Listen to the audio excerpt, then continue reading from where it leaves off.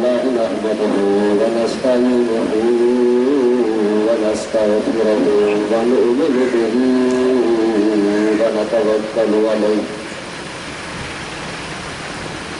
ونعوذ بالله من شرور أنفسنا ومن سيئات أعمالنا من يهده الله فلا مضل له ومن يضلله فلا هادي له ونشهد أن لا إله إلا الله وحده لا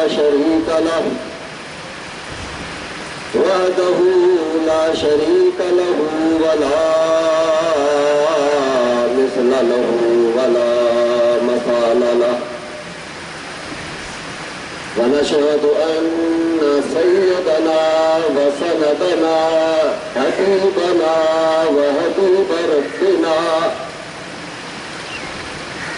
طبيبنا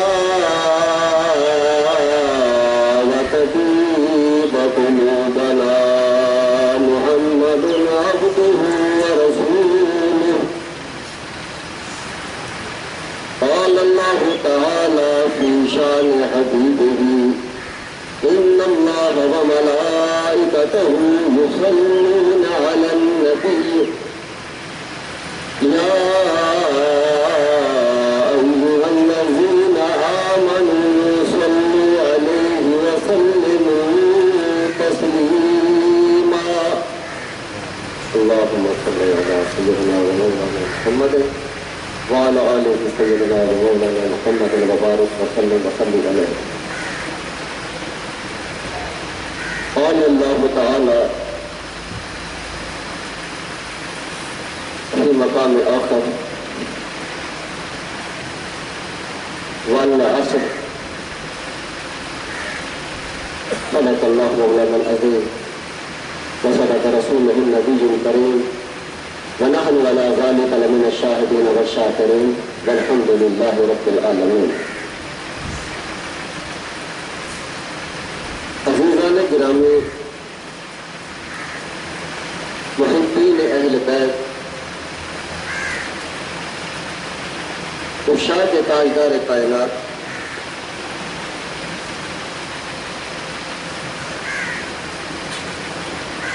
شان حسین واقعہ کربلا کے ضمن میں آج کا پروگرام جس میں آپ، میں اور سب تشریف فرما ہے، یہ اللہ تعالیٰ کا احسان عظیم ہے کہ اس نے ہمیں توفیق بخشی کہ اپنے پسندیدہ بندوں کا ذکر کرنے اور سننے کی توفیق عطا فرمائی.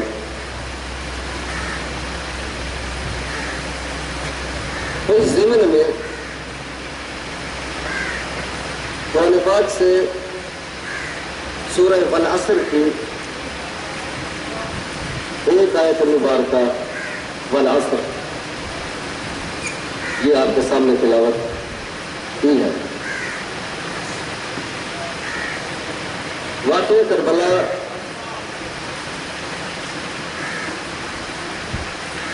کو سمجھنے اور سمجھانے کے لیے علماء،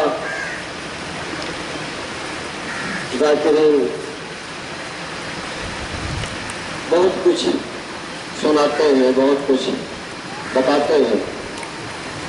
اس میں تاریخ کے متعلق بھی باتیں ہیں اور کچھ سچ بھی ہوتا ہے اور کچھ اس میں جھوٹ بھی شامل کر دیتے ہیں. کچھ اپنے طرز بیان سے لوگوں کو رلاتے ہیں، دل نرم ہوتا ہے. صوفی جو ہوتا ہے نا، اسے سارے کام آتے ہیں کرنے. اگر میں چاہوں تو یہ کام میں بھی کر سکتا ہوں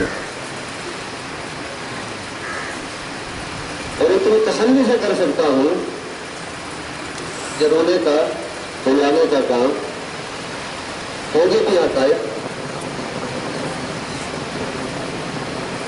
لیکن میری عاجزی یہ ہے، میرا عجز یہ ہے کہ میں وہ بیان نہیں کر سکتا اس انداز سے واقعہ کربلا کے جزیات کو اگر میں بیان کرنے لگوں تو بیان کرنا تو دور کی بات ہے، جب میں اسے سوچنے لگتا ہوں تو مجھے ایسے لگتا ہے کہ میری جان نکل جائے گی۔ اور اللہ کی قسم اٹھا کر کہتا ہوں کہ اگر سید شہداء امام پاک کے مرثیہ خانوں میں ہم شامل ہو تو ان کے دکھ اور تکلیف کو محسوس کرنے کی کوشش کرتے ہیں، اور جو انہوں نے اپنی جان کا نذرانہ پیش کرنے کے لیے جو ان کے پیش نظر جو نظریہ تھا، جو مقصد تھا، اصل چیز یہ ہے کہ ہم اس مقصد کو سمجھیں اور پھر اپنی اولادوں کو اس مقصد کو سمجھا کے ان کی تربیت کریں۔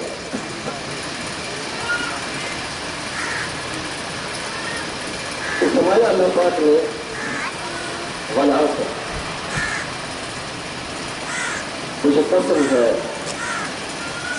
زمانوں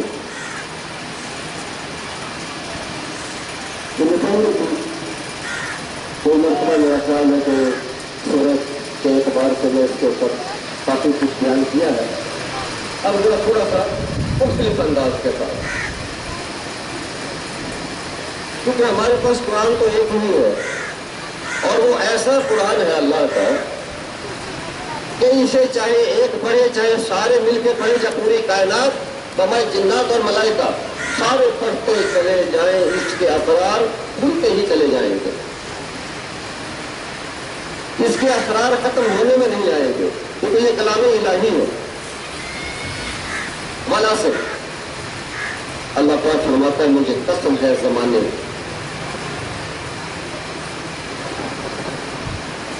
قسم اللہ نے کیوں اٹھائی ہے؟ کبھی وہ قسم اٹھاتا ہے والتین والزیتون وطور سینین وہذا البلد الامین، کبھی قسم اٹھاتا ہے والشمس وضحاها والقمر اذا طلاها والنهار اذا جلاها واللیل اذا یغشاها۔ تو اللہ قسم کیوں اٹھاتا ہے؟ ہم بھی تو قسمیں اٹھاتے ہیں، ہم کبھی اللہ کی قسم اٹھاتے ہیں، ہم کبھی قرآن کی قسم اٹھاتے ہیں، ہم قسم اٹھاتے کیوں؟ ہم قسم اٹھاتے ہیں اپنی بات میں اعتبار پیدا کرنے کے لیے،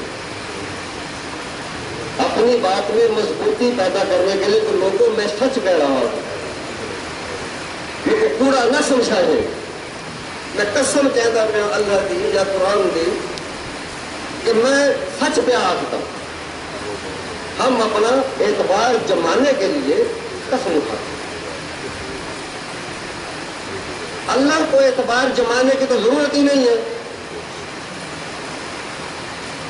اللہ جو کچھ کہہ دیتا ہے وہی پیٹنٹ ہوتا ہے، وہی پکا ہے، وہی سند ہوتا ہے، تو پھر وہ کس چیز کی اور سند پیش کرے؟ تو جب سند پیش کرنے کی ضرورت نہیں ہے، جب اسے اپنی سچائی کا ثبوت پیش کرنے کی ضرورت نہیں ہے، ہم تو سچائی کے لیے اس کے لیے اپنی قسم کو پیش کرتے ہیں کہ مجھے اللہ کی قسم ہے، مجھے قرآن کی قسم ہے۔ اور کبھی کبھی انسان، ہم اور آپ، کبھی کبھی ہم قسم جو ہے نا اپنے باپ کی بھی اٹھا لیتے ہیں، وہ تو پیو دی قسم، کبھی کبھی اولاد کی، اولاد کے سر پہ ہاتھ رکھ کے کہ مجھے اپنی اولاد کی قسم ہے۔ اللہ، رسول اور قرآن کی قسم جب ہم اٹھاتے ہیں تو اعتبار کے لیے اٹھاتے ہیں، اعتبار قائم کرنے کے لیے۔ اور جب ہم اپنا کسی بزرگ، کسی والد یا اولاد کی جب ہم قسم سر پہ ہاتھ رکھتے ہیں اور پھر ہم قسم اٹھاتے ہیں، تو اصل میں ہم یہ بتانا چاہتے ہیں کہ جو بات میں نے کی ہے، اس بات کے مقابلے میں یہ میری اولاد کی اہمیت اتنی زیادہ ہے، اولاد کی اہمیت اتنی زیادہ ہے، اس اولاد سے مجھے اتنا زیادہ پیار ہے، اتنا زیادہ لگاؤ ہے کہ میں اس کی قسم اٹھاتا ہوں۔ مجھے قسم ہے اپنے بیٹے کی، ہم کر لیتے ہیں، کرتے ہیں، تو وہ بیٹے کی اہمیت کو جتانے کے لیے کہ تیرا لاکھ روپے چوری ہو گیا، تیرا فلاں ہوا، مجھے اپنے بیٹے کے سر کی قسم، یہ میں نے چوری نہیں کی۔ وہ یہ بتانا چاہتا کہ میرا بیٹا تیرے لاکھ روپے سے زیادہ کا ہے، یہ کمپیریزن کرنے کے لیے، تقابل کرنے کے لیے۔ تو اللہ پاک کو تو یقین دلانے کے لیے قسم اٹھانے کی ضرورت ہے ہی نہیں۔ اللہ جو قسم اٹھاتا ہے مختلف چیزوں کی، تو اس کا قسم اٹھانے کا مقصد فقط وہ شے نہیں ہوتی۔ زمانہ ہے کیا تو اس کی قسم اٹھائی جائے، زیتون ہے کیا اس کی قسم اٹھائی جائے، انجیر ہے کیا چیز تو اس کی قسم اٹھائی جائے، شہر مکہ ہے کیا تو اس کی قسم اٹھائی جائے، سورج کیا ہے تو اس کی قسم اٹھائی جائے، ستارہ کیا ہے کہ قسم اٹھائی جائے، چاند کیا ہے تو اس کی قسم اٹھائی جائے، دن کیا ہے کہ قسم اٹھائی جائے، رات کیا ہے کہ قسم اٹھائی جائے، لیکن اللہ اٹھاتا ہے قسم۔ تو اس قسم اٹھانے کا مقصد یہ ہے کہ اگر اس کی بیک گراؤنڈ میں جاؤ کہ جیسے کہ مجھے بیٹے کی قسم، تو بیٹے کی جب نسبت کو آپ دیکھو گے کہ اس باپ کو اپنے بیٹے سے کتنا پیار ہے، اس بیٹے کی قیمت کتنی ہے، اس بیٹے کی وقت کتنی ہے، اب سمجھ میں آتا ہے۔ تو اللہ نے قسم اٹھائی جیسے وَالْعَادِيَاتِ ضَبْحًا، کہ مجھے قسم ہے گھوڑوں کی، ہانکنے والے جن کو سانس چڑھا ہوا ہو، ان دوڑتے ہوئے گھوڑوں کی مجھے قسم۔ اللہ تو دوڑتے ہوئے گھوڑے کی قسم اٹھا رہا ہے، سانس پہ چڑھا ہوا ہے۔ آپ لوگوں میں سے کبھی کسی نے جو ہے اپنی بھینس کی قسم اٹھائی کہ مجھے دوڑتی بھینس کی قسم؟ گھوڑے کو دوڑتے آپ نے بھی دیکھے ہوں گے، آپ نے کبھی کہا کہ مجھے گھوڑے کی قسم ہے کہ گھوڑا دوڑ رہا ہے، سانس چڑھ گیا اس کو؟ کبھی بھی نہیں۔ اللہ اٹھا رہا ہے، وَالْعَادِيَاتِ ضَبْحًا، کہیں کہتا ہے وَالشَّمْسِ وَضُحَاهَا، ہمیں سورج کی قسم، اس کی روشنی کی، جب اس نے روشن کر دیا دن کو، وہ روشن تو روزانہ ہی کرتا ہے دن کو، جب سے کائنات بنائی ہے سورج کو اس نے چمکایا ہے، سورج تو اس تک سے کائنات کو چمکاتا چلا آ رہا ہے۔ وَالْقَمَرِ إِذَا طَلَعَ، چاند جب اس کے پیچھے آتا ہے کہ سورج ڈوبا اور چاند طلوع ہوا، یاد ہے یہ تو ہر مہینے ایسا ہوتا ہے۔ دیکھنے یہ ہے کہ ان کے پیچھے کوئی تو ایسی بات ہے کہ جب اللہ نے اس کی قسم اٹھائی، تو وَالشَّمْسِ وَضُحَاهَا، جب دیکھا کہ میرے محبوب کا نقطۂ عروج رسالت و نبوت کا، اس وقت، اس لمحے جو وہ دن تھا، اس وقت میں جب وہ نقطۂ عروج تھا، اللہ کے مصطفیٰ کا نقطۂ عروج تھا، چوک در چوک ہر طرف سے جماعتیں اسلام کو قبول کرنے کے لیے آ رہی تھی، تو اس وقت وہ جو دن تھا نا چڑھا ہوا، وہ جو چمکتا دن، تو اللہ سے رہن آ گیا، کہا کہ وَالشَّمْسِ وَضُحَاهَا، ہمیں اس خوبصورت اور چمکتے چمکیلے دن کی قسم ہے۔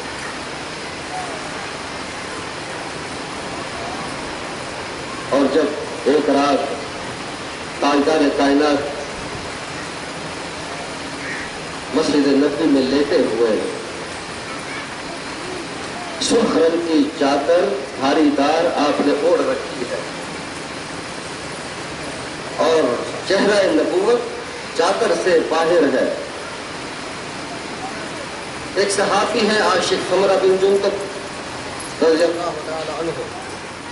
وہ جب وہاں سے گزرتے ہیں اور انہوں نے دیکھا کہ چاند بھی چمک رہا ہے.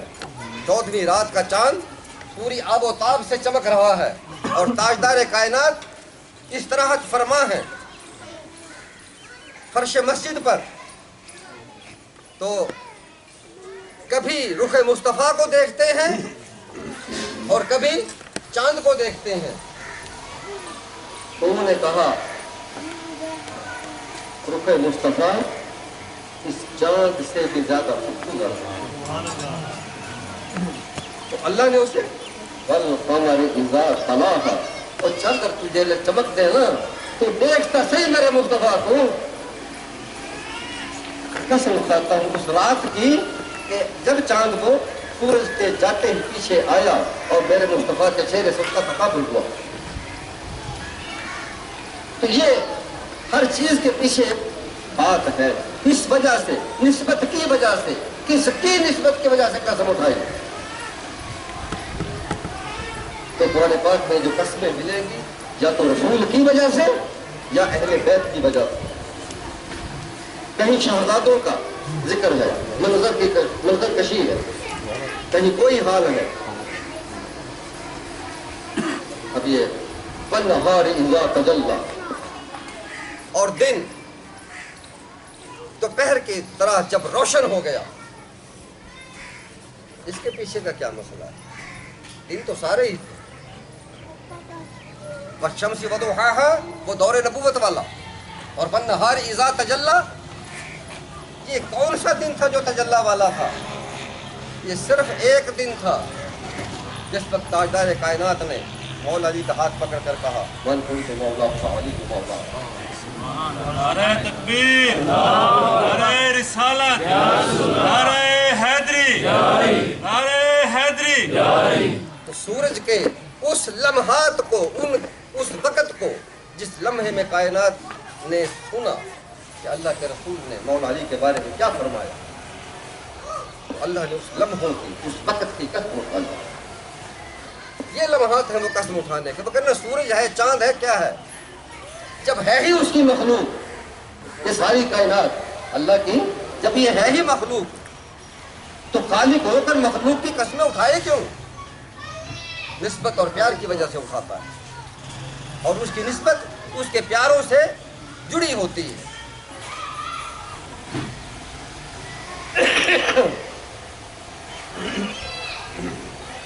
اور پھر فرمایا والعصر مجھے قسم ہے زمانے کی, مجھے قسم ہے زمانے کی. زمانہ مصطفیٰ کی قسم ہے. زمانہ مصطفیٰ جو اس وقت سے شروع ہوا کہ جب انبیاء کی ارواح سے اللہ پاک نے عہد لیا تھا, اس وقت سے شروع ہوا. اور یہ کہاں تک جائے گا مقام مصطفیٰ کا عہد؟ دور مصطفیٰ یہ عصر کہاں تک جائے گا؟ یہ اس وقت تک جب آپ مقام محمود پر بیٹھے ہوں گے. یہ والعصر ہے سارے کا سارا. قسم ہے ہمیں زمانے کی. اور اس زمانے کو اگر سمیٹ دیں, اگر پھیلا دیں تو اتنا زمانہ ہے, یہ والعصر ہے. اگر اسے سمیٹ دیں تو وقت عصر ہے. میں یہ بات سمجھ, اس زمانہ اگر پھیلا دیں تو اتنا بڑا زمانہ ہے. اس کی قسم ہے زمانے کی.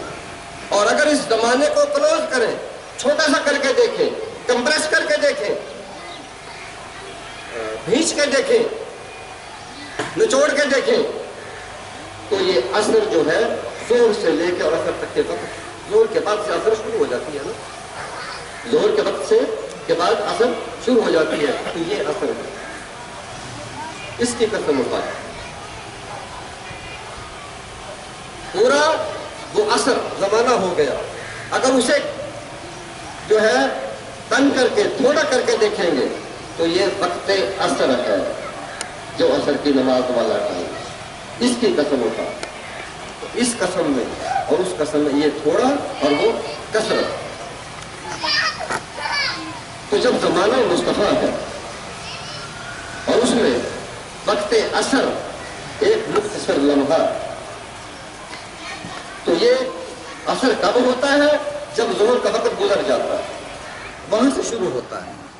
مغرب سے شروع ہونے سے پہلے پہلے، مغرب کے وقت سے شروع ہونے سے پہلے پہلے ظہر کا وقت گزرنے کے بعد یہ وقت عصر کا ہوتا ہے، جو کہ چند گھنٹے کا سفر، مسافت ہے، اس ٹائم ہے اس کا.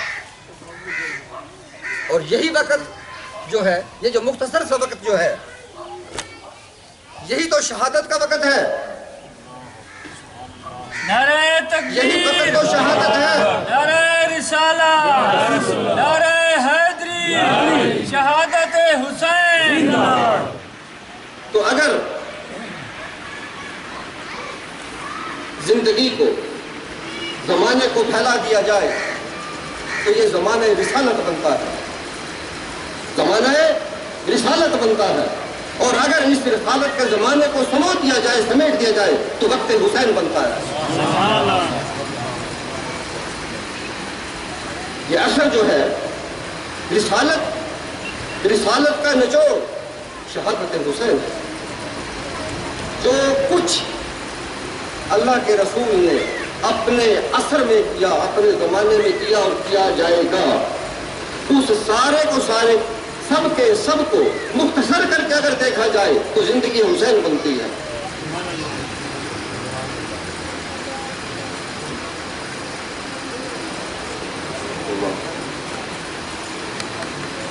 چھ ماہ تقریباً وقت گزر گیا تاجدار کائنات علیہ السلام کے وصال پاک کو.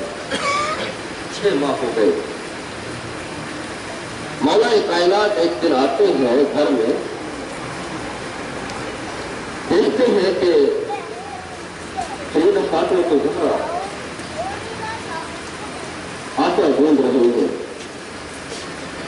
کپڑے دھونے کے لیے وہ رکھے ہوئے ہیں، چولہے کے اوپر گرم پانی بھی رکھا ہوا ہے،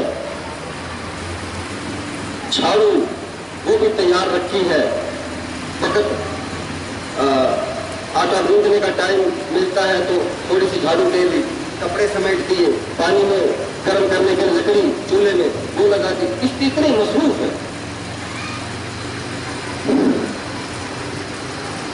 تو آ کے بڑی حیرت سے پوچھا، یا نور عین مصطفیٰ، یا نور عین مصطفیٰ، اے مصطفیٰ کی آنکھوں کا نور. سیدہ فاطمہ کی رحمہ اللہ، اے مصطفیٰ کی آنکھوں کا نور، یہ کیا کر رہی ہے؟ یہ سارے کام کیا ہو رہا ہے؟ یہ کیا کر رہی ہو؟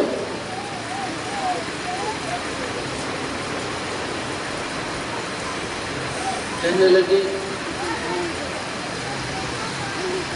یا علی، اے میرے شوہر،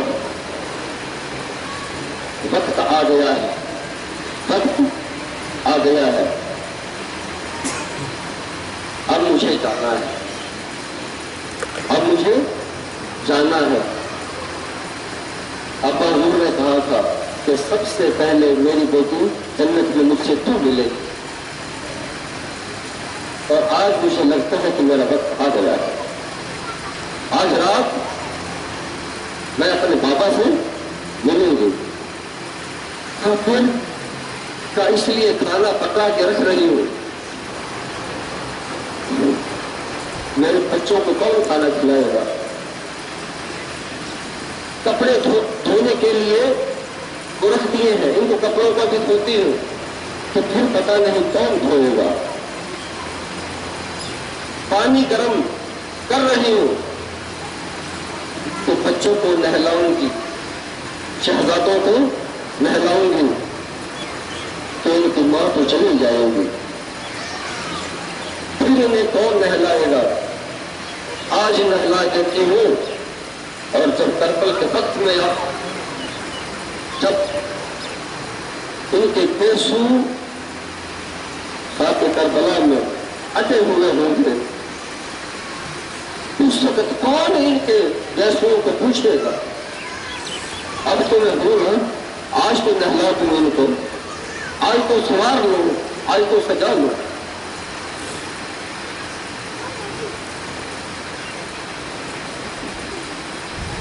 بچوں کو نہلایا دھلایا، آٹا گوندا ہوا تھا، کھانا پکایا،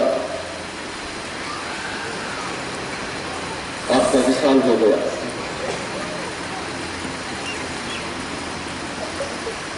اور مولا حسین کے متعلق حضرت علی سے پہلے بات کرتے، جو کہ حضرت علی کرم اللہ وجہہ کو بھی پہلے سے پتا تھا، لیکن بات کو دہرایا۔ ماں تھی نا، آخر تک جانتی تھی سارا، سب اپنے بابا سے سنا ہوا تھا، تاجدار کائنات سے سنا ہوا تھا۔ تو ماں ایسی خاتون جو سرداران جنت ہو، جس کا مقام سیدہ خدیجہ، سیدہ عائشہ صدیقہ رضی اللہ تعالیٰ عنہا، سیدہ مریم، سیدہ آسیہ، ان سے بھی زیادہ مقام رکھنے والی۔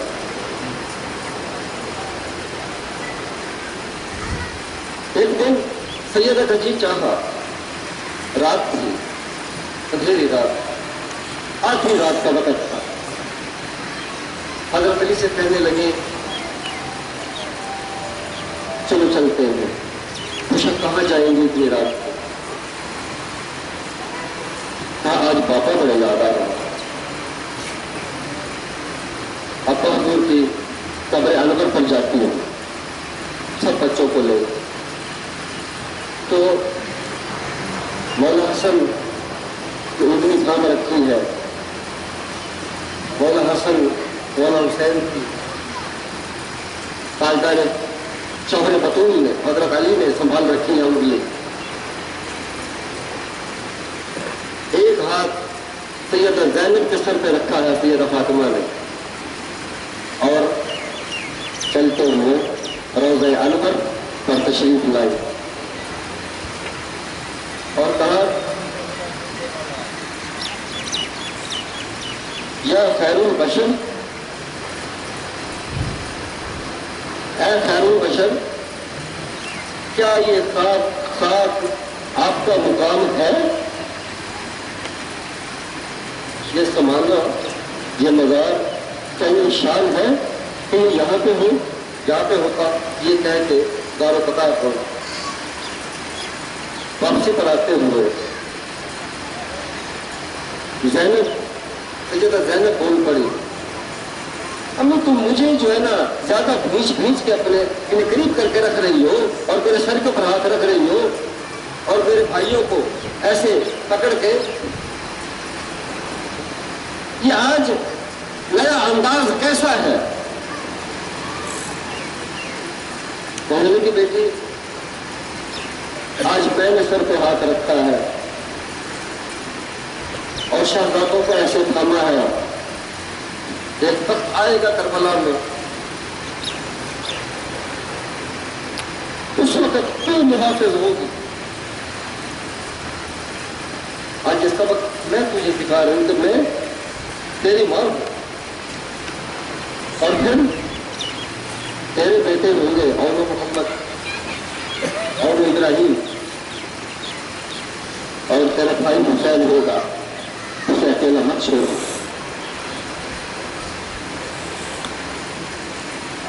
یہ مولا حسین کی والدہ ہے،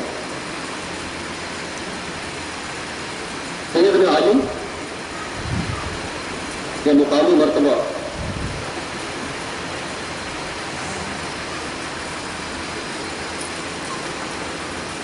غزوہ خندق کا موقع ہے، غزوہ خندق کا موقع ہے۔ تو اس وقت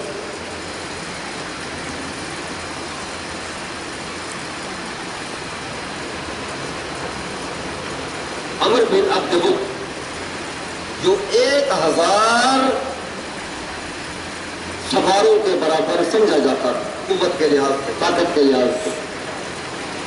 1000 جنگی سوار یعنی فوجی 1000 فوجیوں کے برابر اس کی طاقت سمجھی جاتی تھی. عمر بن عبد الود وہ جو ہے اپنا خندق کو پار کر کے گھوڑے کو دوڑا کے چھلانگ لگوائی اور گھوڑے اپنا خندق کے پار آ کے اسے للکارا اہل مدینہ کو، علم مبارزت ہے تو میرے ساتھ لڑنے والا. اس کی طاقت، اس کی قوت، جس کو کہ 1000 جنگجوؤں کے برابر سمجھا جاتا تھا. اب کسی کی ہمت نہ پڑی کہ کوئی اٹھ کے کہے کہ میں آتا ہوں تیرے مقابلے میں. اس وقت مولا علی کو تاجدار کائنات نے بھیجا کہ علی یہ عبد ود تیرے سپرد ہے اور تو اللہ کے سپرد ہے. عبد ود کو ہم نے تیرے سپرد کیا اور تجھے اللہ کے سپرد کر دیا. جب یہ دونوں مولا علی اور عبد ود جب یہ دونوں مبارزت کر رہے تھے، لڑ رہے تھے، اس وقت تاجدار کائنات نے فرمایا کہ کل ایمان کل کفر کے ساتھ لڑ رہا ہے، کل ایمان کل کفر کے ساتھ. تو علی کل ایمان اور اسے کل کفر کیوں کہا؟ تو وہ 1000 کی طاقت رکھتا تھا، یعنی 1000 مومنین کے برابر طاقت میں اس سے بھی زیادہ جو ہے مولا علی تھے اور کفر کے لحاظ سے وہ اکیلے قبیض کا بھی کتنا بڑا. تو علی ایمان کل ہے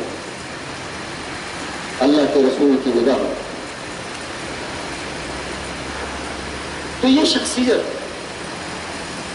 جب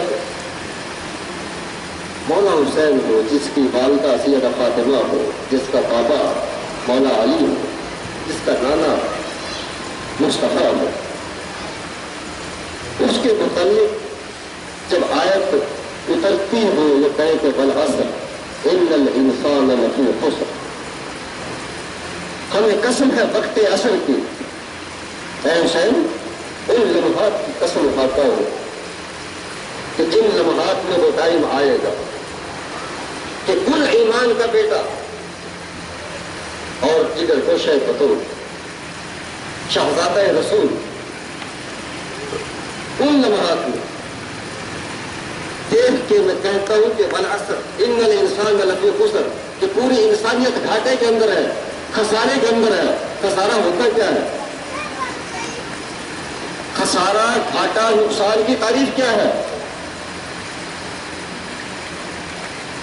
ایک شخص مثال دے رہا ہوں، ایک شخص اگر 100 روپیہ کسی کاروبار میں لگاتا ہے، 100 روپیہ کسی کاروبار میں لگاتا ہے، اس کا مال جو ہے نفع نہیں آیا اور مال اس کا 100 کے 100 کا پڑا ہو تو وہ خسارہ نہیں ہے.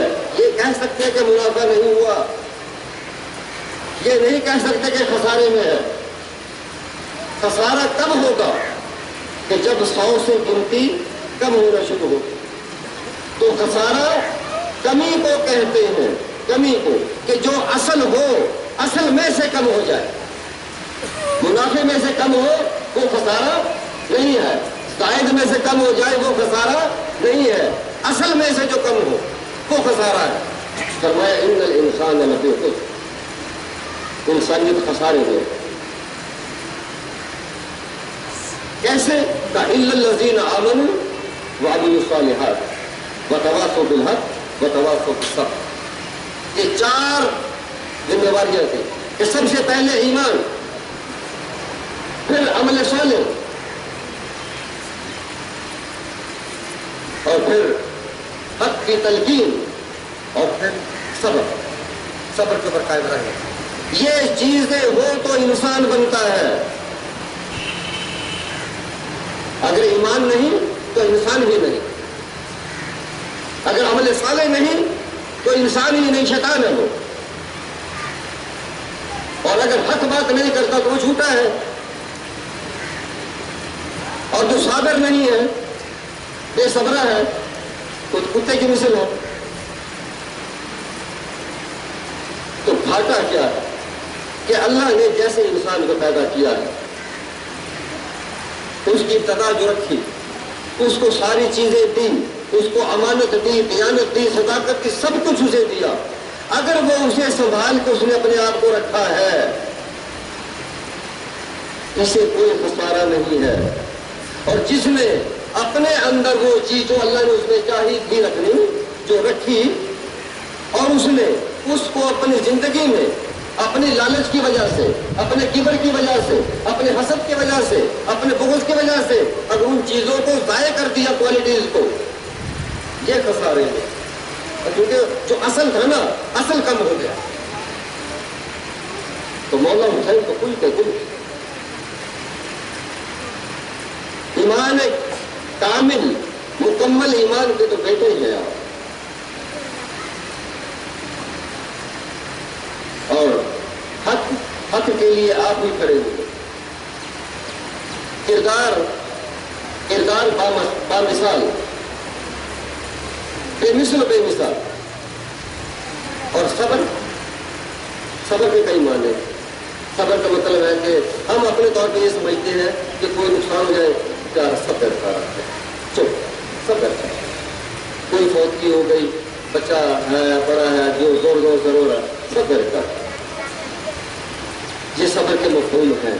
نقصان ہو جائے یا صبر کرو، ایکسیڈنٹ ہو گیا صبر کرو.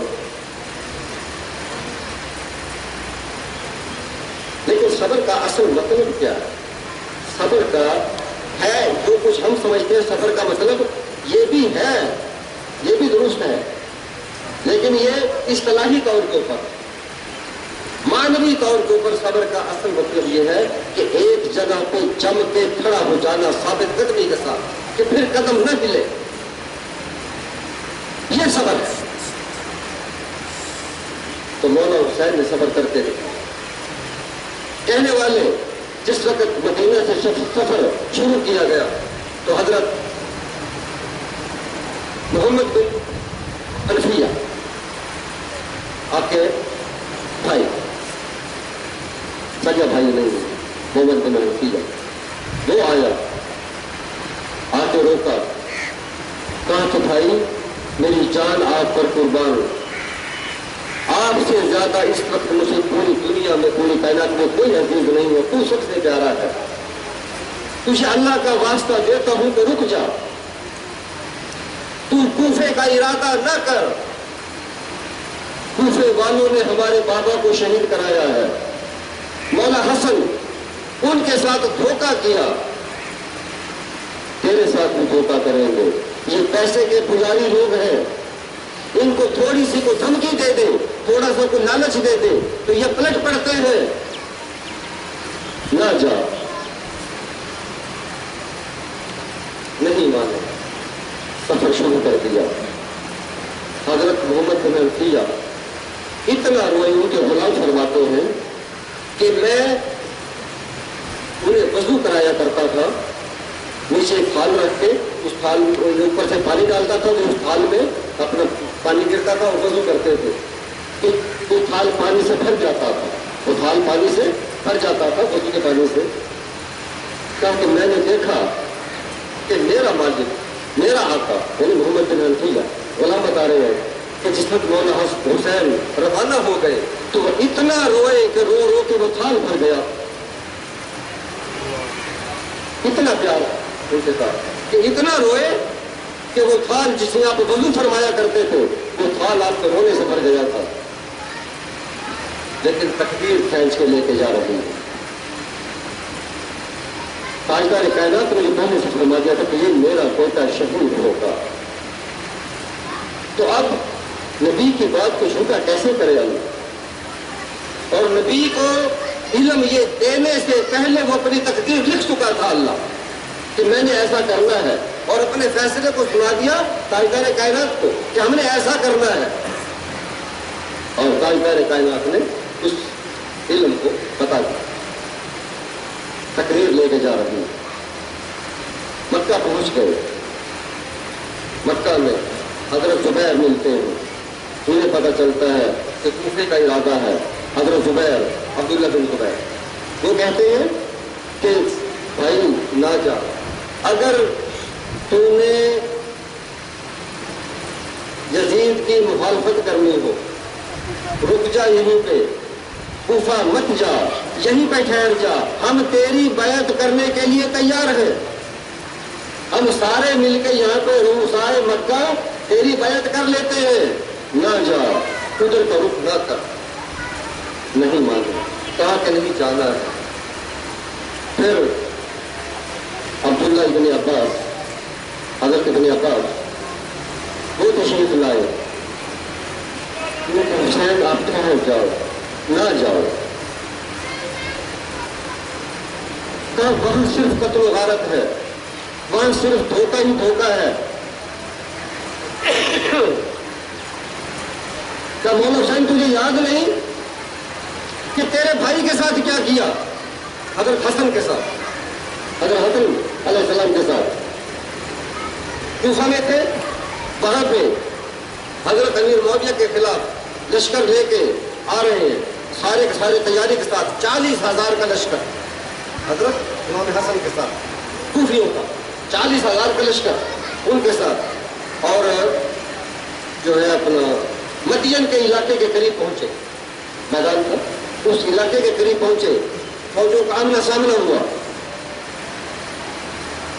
اور کسی نے خبر اڑا دی کہ حضرت حسین، حضرت حسن شکست کھا گیا، لشکر شکست کھا گیا، افواہ بات، لڑائی ہوئی نہیں،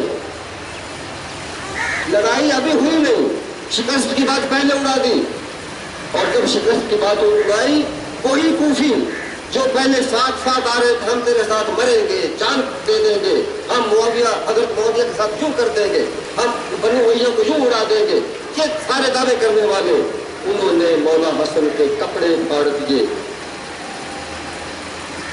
تاریخ پڑھتے تھے جاتے ہیں، کپڑے پھاڑ دیے، خیمے لوٹ لیے ان کوفیوں نے حضرت امام حسن کے ساتھ جو شامل، کیونکہ اب انہیں پانسا پلٹتا ہوا نظر آ رہا تھا،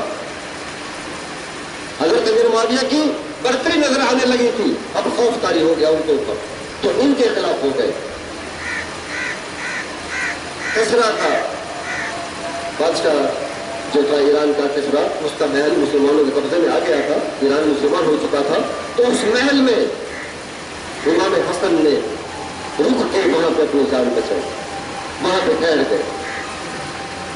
پھر آپ نے صلح کے لیے خط لکھا تھا معاویہ رضی اللہ عنہ کو، تو اس میں کئی شرطیں تھیں، اس میں ایک شرط یہ تھی کہ تیرے بعد خلافت مجھے ملے گی، تیرے بعد خلافت میری ہوگی، یعنی امام حسن، اور ایران کا جو صوبہ احواز ہے، احواز صوبہ، کہ اس کا سارے کا سارا جو اپنا خراج ہے، خراج کی رقم جو ہے وہ مجھے ملے۔ دو شرطیں ہو گئی۔ تیسری کہ میرے بھائی حضرت حسین کو 20 لاکھ روپیہ سالانہ ادا کرے گا، اس کتابوں میں 2 لاکھ کا آتا ہے، ہو سکتا ہے صفر کی غلطی ہو گئی ہو، 2 اور 20، بہرحال اس رقم کا مطالبہ کیا، اتنا میرے بھائی حسین کو ملا کرے گا۔ اور بنی ہاشم کو جو وظیفے ملنے ہیں وہ دوسرے، باقی جتنے بھی قبائل ہیں سب سے زیادہ قیمت ان کو ملے گی۔ اور آخری بات جو اپنا کہی کہ اپنا کہ میرے والد کو ممبر رسول کے اوپر بیٹھ کے کبھی گالیاں نہیں دی جائیں، کیونکہ تبرے کرتے تھے، دوسرے میں گالیاں دیتے تھے، پر پھر ممبر گالی نہیں دی جائے،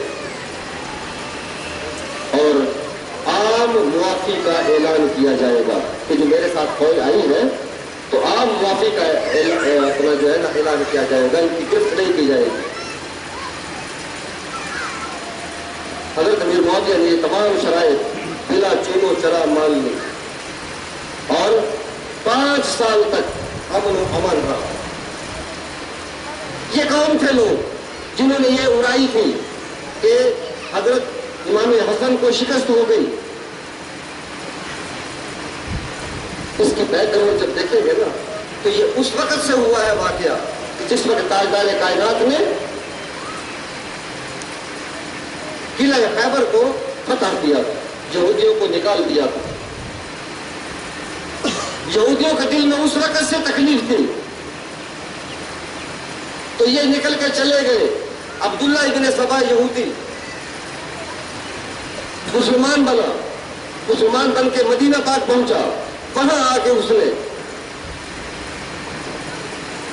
فتنہ پھیلایا حضرت ابوبکر صدیق کے مخالف کہ ابو بکر کو خلیفہ نہیں ہونا چاہیے، یہ مولا علی کو ہونا چاہیے۔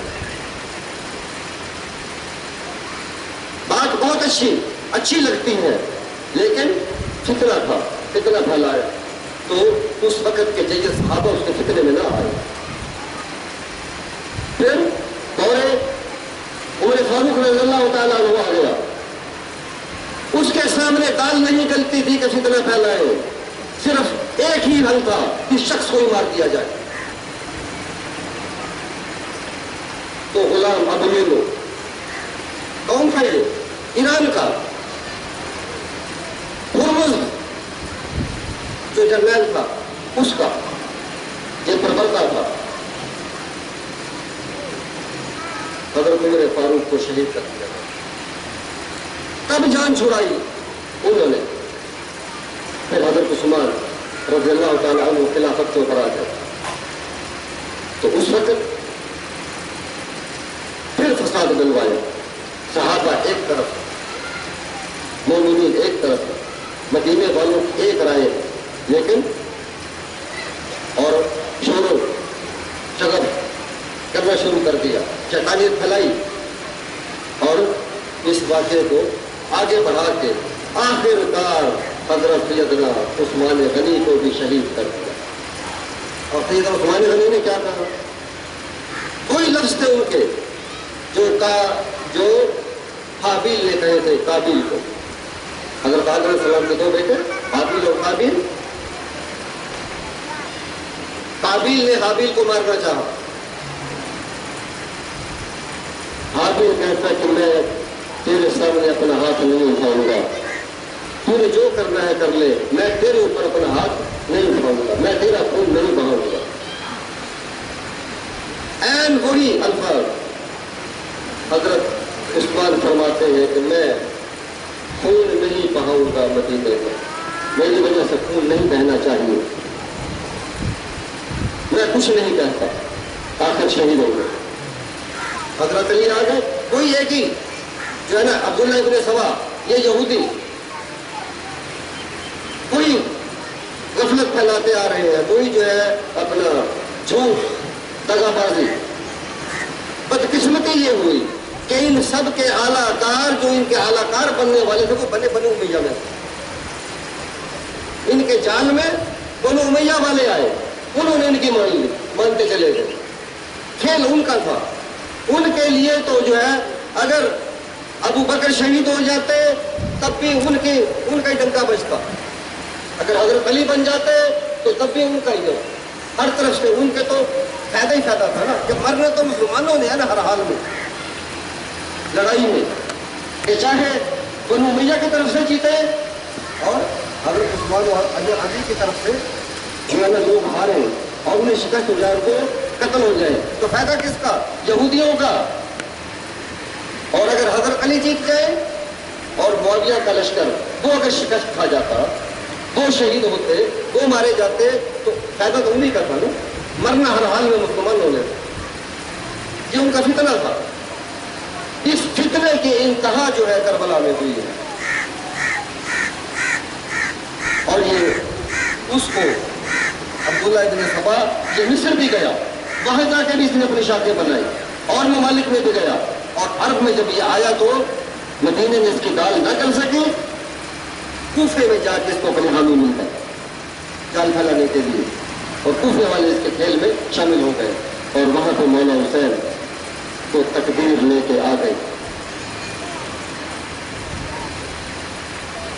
تقدیر سے بچنے کے لیے، یہ سمجھانے کے لیے تقدیر کیا ہوتی ہے اور تدبیر کیا ہوتی ہے۔ تو سیدنا مولانا حسین نے کہہ دیا لشکر کے سامنے کہ مجھے جانے دو، میں واپس، مجھے مدینہ شریف جانے دو، میں جانے کے لیے تیار ہوں، مجھے واپس جانے دو۔ مجھے بارڈر کے اوپر لڑنے کے لیے وہاں بھیجنا چاہتے ہو، مجھے وہاں بھیج دو۔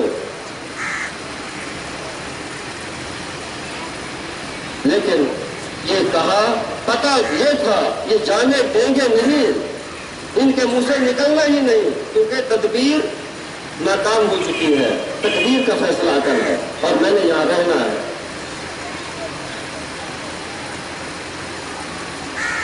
مکے سے جب چلے اور انہوں نے اپنا عبداللہ بن عباس نے جب روکا تھا، کہنے لگے کہ بھائی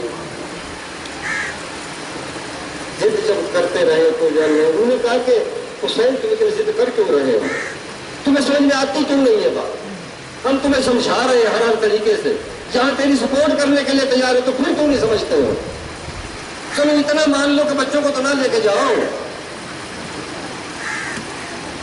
کہنے لگے ابن عباس میں نے اپنے نانا کو دیکھا ہے، میرے خواب میں آئے ہیں، انہوں نے مجھے ایک بات کا حکم دیا اور میں نے کہا کہ نانا لبیک، کہا کہ بس اسے پورا کرنا ہے، میں واپس نہیں جاتا، سب کو لے کے جاؤں گا، واپس نہیں جاتا ہوں۔ کہا کیا ہے، کہا یہ بھی نہیں بتاتا جب تک کہ میں اللہ سے نہیں مل جاتا، میری جان دے کے جب تک میں شہید نہ ہو جاؤں اس وقت تک میں سوال حفاظت نہیں کرتا کہ نانا نے کہا کیا ہے۔ نانا نے تو وہی بات دہرائی ہوگی جو پہلے سے کہتے رہے، جس کا اشارہ پہلے دیتے رہے ہیں، تو اب اسی بات کو دہرایا ہوگا، واللہ عالم۔ تو یزیدیوں نے اپنا جو کچھ کر سکتے تھے ان سب نے کیا اور مولانا حسین نے اپنی جان دے دی۔ کربل کے میدان میں ان ظالموں نے اس پر گھوڑے دوڑائے، شہداء کے اجساد پر گھوڑے دوڑائے، اور حیرانگی کی بات یہ ہے کہ گھوڑے جو دوڑائے تو پھر یہ بعض اوقات یہ آتا ہے کہ ایسا کیوں ہوا ہوگا، ایسا کیوں ہوا ہوگا، اس بات کو سمجھنے کے لیے کہ ایسا کیوں ہوا ہوگا۔ ایک وقت ہے غزوہ بدر کا ٹائم ہے، حضور کے چچا سید الشہداء حضرت امیر حمزہ رضی اللہ تعالیٰ عنہ ان کے آپ جسم کے قریب سے گزرے، سیدنا حمزہ کے جسم کے قریب، ان کی لاش کے قریب سے گزرے، شہید ہو چکے تھے، ان کے ناک ان کے کان کاٹ دیے گئے تھے زندہ، ابو سفیان کی بیوی نے کٹوائے تھے، اور ان کا ہار پہنا تھا اپنے گلے میں، اور کلیجہ نکال کے چبانے کی کوشش بھی کی تھی، کوشش کیا اس نے تو چبانا چاہا، وہ تو اللہ نے نہیں کھانے دیا، تو آپ قریب سے گزرے اور فرمایا کہ میرا یہ جی چاہتا ہے، کہ میرا یہ جی چاہتا ہے کہ میں اپنے چچا حمزہ کو ایسے رہنے دوں، کسی حالت میں ایسے رہنے دوں تاکہ پرندے اس کا گوشت کھائیں، پرندے اس کے گوشت سے سیراب ہوں، اور پھر قیامت کے دن اللہ پاک پرندوں اور ان درندوں اور چرندوں کے پیٹوں میں حمزہ کا حساب ہے، یہاں پہ حساب دے، یہ میں چاہتا ہوں۔ لیکن حضرت صفیہ انہیں بڑے تکلیف ہوگی، انہیں بڑا دکھ ہوگا، ان کی وجہ سے میں ایسا نہیں کر سکتا، تو آپ نے ان کے اوپر کمبل ڈال دیا اور ان کو کفنا دیا۔ تو یہ ان کے لیے چاہت رسول تو یہ ہے۔ تو اللہ پاک کے سامنے بظاہر جو نظر آتا ہے کہ ذلت کی حالت ہے، جتنی زیادہ ذلت اور رسوائی کی حالت نظر آتی ہے، اللہ پاک بلند مرتبہ عطا فرماتا ہے۔ یہ طریقہ صوفیہ ہے، یہ صوفیہ کا طریقہ ہے۔ تو اس لحاظ سے وہاں پہ یہ مقام مولانا حسین کو دیا گیا کہ ان کے جسم مبارک کے اوپر بھی وہ اپنا وہ کیے گئے، اور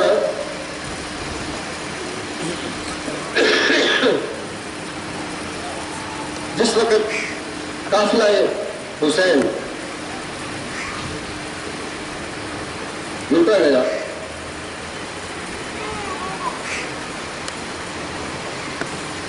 تو مختلف یہ جو 72 تن تھے یہ مختلف قبائل نے تقسیم کر رکھے تھے اپنے پاس.